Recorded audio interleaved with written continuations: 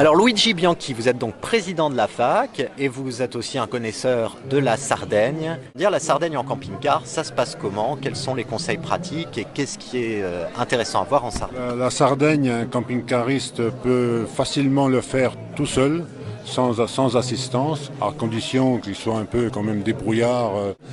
Donc la Sardaigne, donc c'est une île qui est nettement moins peuplée que le reste de l'Italie ou de la Sicile. Et là, on trouve le long de la côte énormément de parkings où on peut stationner librement et même passer la nuit sans problème. Et il existe aussi à l'intérieur du pays une espèce de France Passion qu'on appelle là-bas l'agritourisme. Tourisme agricole, qui accueille des caravanes, des camping-cars, ainsi de suite.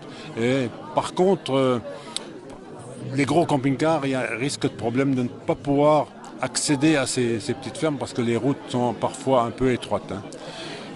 Il existe même certaines plages qui sont aménagées de très grands parkings et si vous faites ça hors saison, ça ne pose pas de problème. Voilà.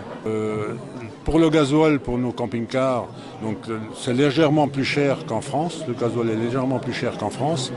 Et puis ça pose aucun problème d'approvisionnement dans toutes les grandes villes. Il y a des stations-service. Et en eau, électricité, là, il y a moins d'aires de service que sur le territoire italien. Il n'y en a pas énormément. Il y en a quelques-unes, mais pas énormément. Mais par contre, hors saison, nous avons, pour notre fédération, 5 ou 6 partenaires où le tarif sont autour de 15 € pour une nuitée dans un camping avec électricité. Donc là, à mon avis, pour faire les services, il faut passer par les campings. Ouais. Voilà. Les bouteilles de gaz, c'est pas les mêmes bouteilles que chez nous. Le climat étant plus doux que chez nous, donc on utilise très rarement le chauffage, même en plein hiver. Ça gèle pour ainsi dire pas dans ces pays-là. Si vous partez avec 2 bouteilles, vous pouvez rouler, faire plus de 6 mois d'autonomie. Vous savez. Pour ce qui est du trajet depuis la France, comment est-ce que ça se passe pour aller en Sardaigne quand on part du territoire français? Soit on peut prendre le bateau pour aller en Sardaigne à partir de Gênes, ou s'approcher, descendre un peu plus.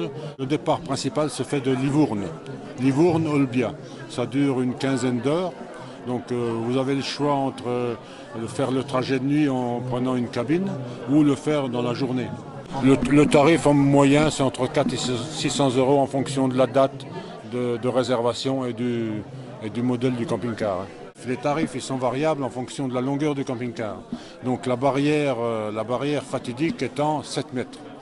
Est-ce que vous avez 3 suggestions coup de cœur, 3 destinations coup de cœur en Sardaigne? Il y a les hauts plateaux de la Sierra qui sont... c'est un plateau qui est situé à plus de 500 mètres par rapport au niveau de la mer. Et là où on trouve un lac naturel avec des chevaux sauvages. C'est un endroit magnifique, calme, magnifique. Et ensuite, le deuxième point, c'est une plage qui est une plage de grainderie, qu'on appelle de grainderie blanc. Ce sont des toutes petites particules de marbre. C'est un endroit aussi magnifique où il est interdit de ramasser de ce grain de sable pour éviter que ça disparaisse. Mais par contre, si on s'assoit sur la plage, il reste quelques grains, personne ne vous fera les poches pour... Voilà, il y a celui-là. Mais le reste, c'est la beauté de l'île, le calme. Et, comment je veux dire, on pourrait dire même comme c'est une île pas trop habitée, donc on se retrouve souvent seul dans un endroit magnifique avec des très beaux paysages. Voilà.